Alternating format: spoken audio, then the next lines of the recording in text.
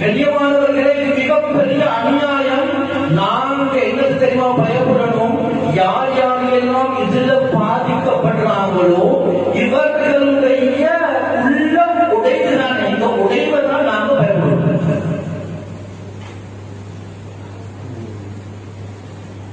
இவ்வளவு கையும் ஜோதி அலைய ரஹ்மா அநியாயத்திற்கு வரைவிலக்கண் சொல்லக்கூடிய நேரத்தில் சொல்றாங்க தெரியுமா? அல் கஸ்ரா அல்லதி தகாஉ ஃபீ கல்பி ரஜுலி.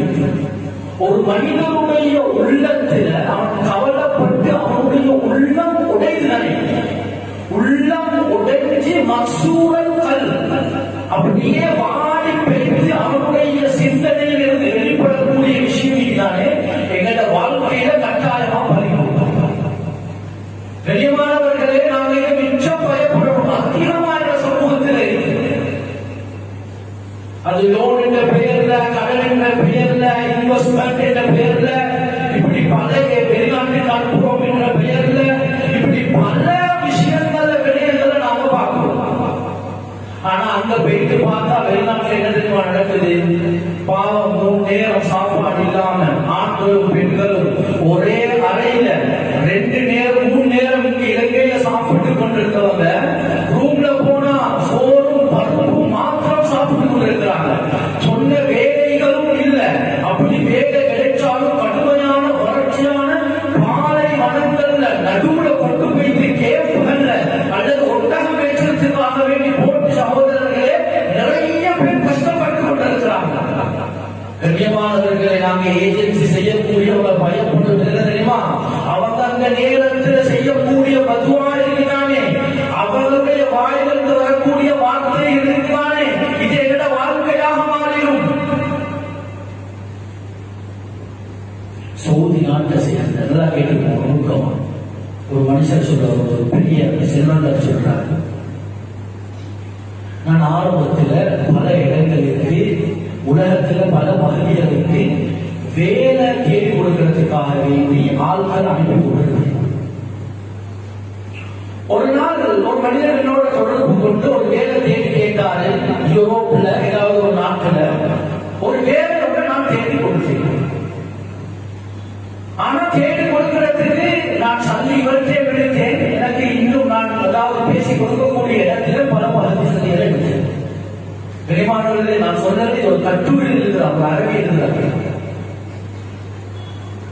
அப்ப அவர் சொல்றாரு, நான் வேலை தேடி கொடுப்பதாக 2 லட்சம், அதாவது அந்த நிறுவனங்கள் நினைக்கிறேன்.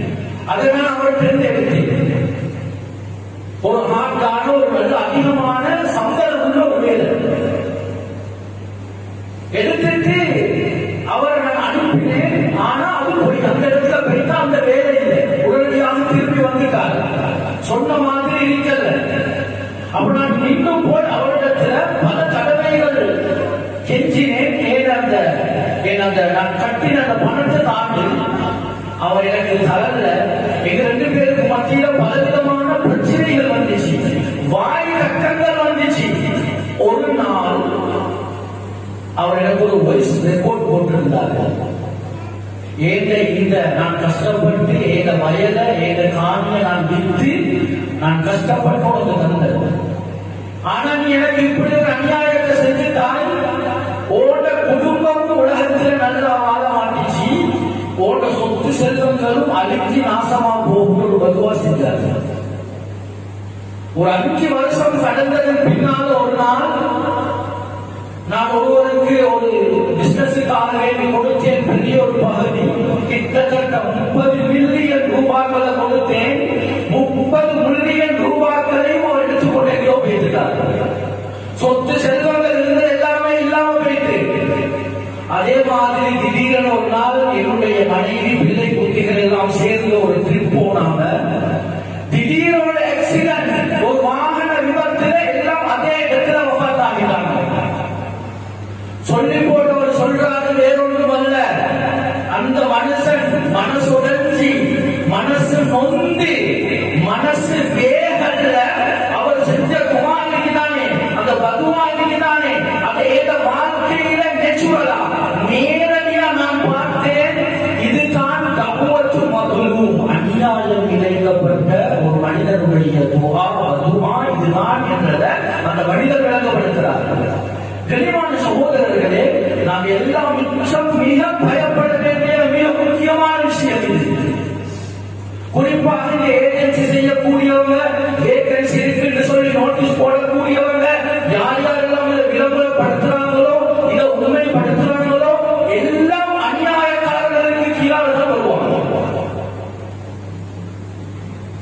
கண்ணியமானவர்களை நாம யோசிக்கலாம். சில நேரத்தில் இப்படி யோசிக்கிறேன், அநியாயம் செய்கிறாங்க, ஆனால் நல்ல